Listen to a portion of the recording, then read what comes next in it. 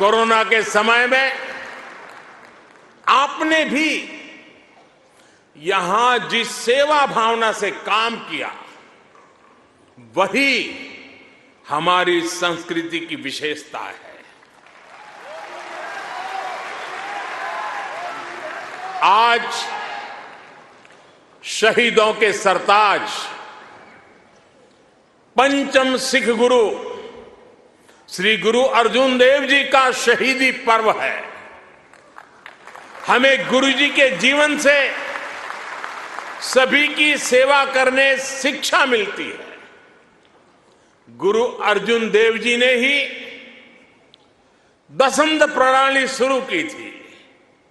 इसी प्रेरणा से कोरोना के दौरान भी कितने ही गुरुद्वारों के लंगर ने यहां लोगों की मदद की। इसी दौर में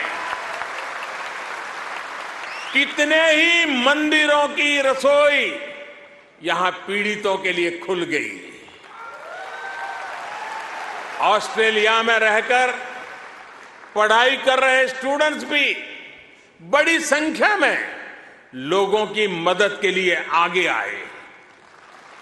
विभिन्न सामाजिक संगठनों ने भी इस दौरान बहुत लोगों की मदद की। भारतीय कहीं भी रहे, एक मानवीय भाव उनमें समाहित रहता है।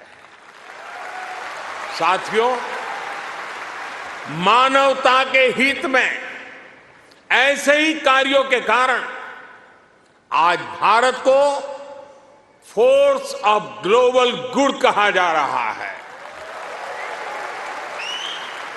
जहां कहीं भी कोई आपदा होती है, भारत मदद के लिए तैयार मिलता है। जब भी कोई संकट आता है, भारत समाधान के लिए तत्पर रहता है।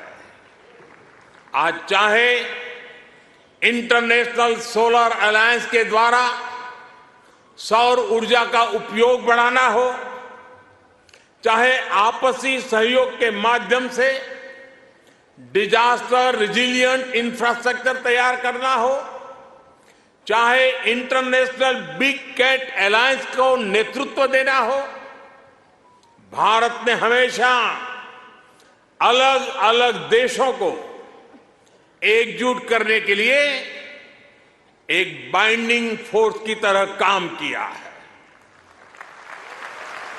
अभी अभी जब तुर्की में भूकंप ने तबाही मचाई, तब भारत ने ऑपरेशन दोस्त के द्वारा मदद का हाथ बढ़ाया। भारत अपने हितों को सबके हितों से जोड़कर देखता है। सबका साथ, सबका विकास, सबका विश्वास और सबका प्रयास,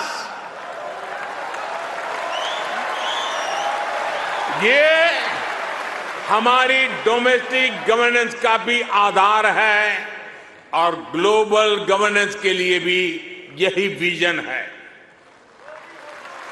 साथियों, आज भारत और ऑस्ट्रेलिया के बीच स्ट्रेटेजिक पार्टनरशिप निरंतर गहरी हो रही है।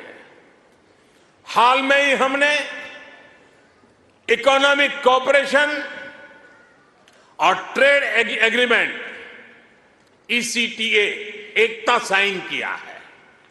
अनुमान है इससे दोनों के बीच ट्रेड अगले 5 वर्ष में 2 गुने से अधिक हो जाएगा।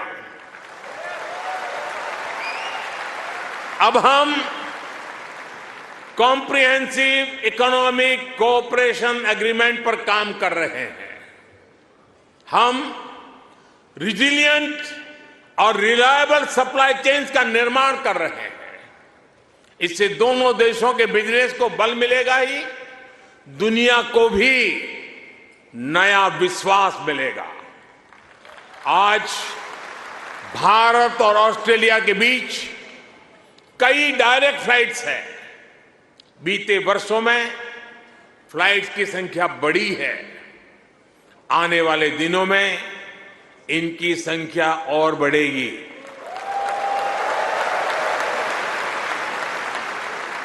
एक दूसरे की डिग्रियों को मान्यता देने को लेकर भी दोनों देश आगे बढ़े हैं और इससे हमारे स्टूडेंट्स को बहुत लाभ होगा। Migration and mobility partnership agreement पर भी सहमति बनी है। इससे हमारे स्किल्ड प्रोफेशनल्स के लिए ऑस्ट्रेलिया आना और यहां काम करना आसान होगा। और साथियों, आज जब मैं आपके बीच आया हूं तो एक घोषणा भी करने जा रहा हूं।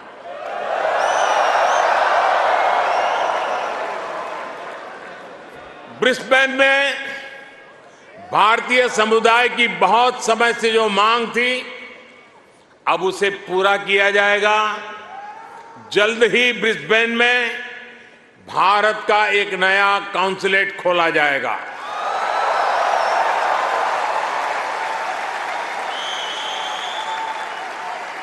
फ्रेंड्स, भारत और ऑस्ट्रेलिया की गहरी होती पार्टनरशिप मां भारती में आस्था रखने वाले प्रत्येक व्यक्ति को सशक्त करेगी।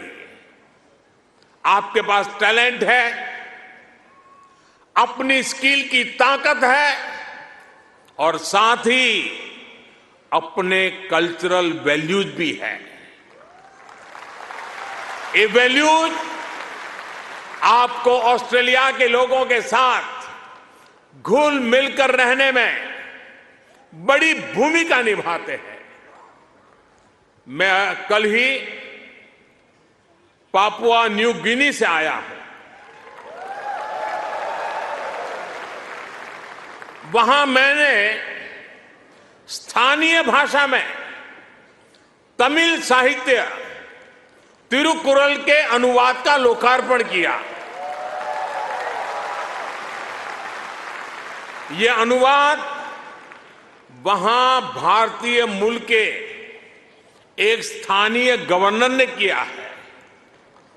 एक जीता जागता उदाहरण है कि कैसे हम विदेश में रहते हुए भी अपनी जड़ों पर गर्व करते रहें, जड़ों से जुड़े रहे।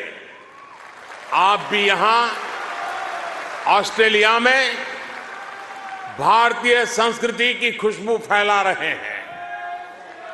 आप ऑस्ट्रेलिया में भारत के कल्चरल एम्बेसडर हैं, भारत के ब्रांड एम्बेसडर्स हैं। साथियों, मैं मेरी बात समाप्त करने से पहले आपसे कुछ मांगना चाहता हूं। देंगे? आवाज जरा धीमी हो गई। देंगे? पक्का? प्रॉमिस?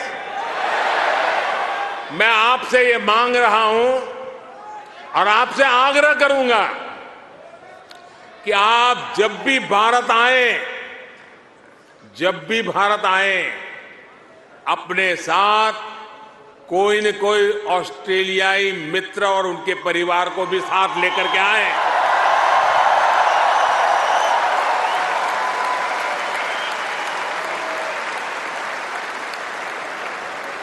इससे उन्हें भारत को समझने का, जानने का और ज्यादा बेहतर मौका मिलेगा। आप इतनी बड़ी तादाद में आए, लंबे अरसे के बाद आपको मिलने का मौका मिला। आप सब बहुत स्वस्थ रहिए, खुश रहिए, आनंद से रहिए। एक बार फिर से आप सभी का बहुत बहुत धन्यवाद। मेरे साथ बोलिए, भारत माता की, भारत माता की, भारत माता की, भारत माता की। बहुत बहुत धन्यवाद।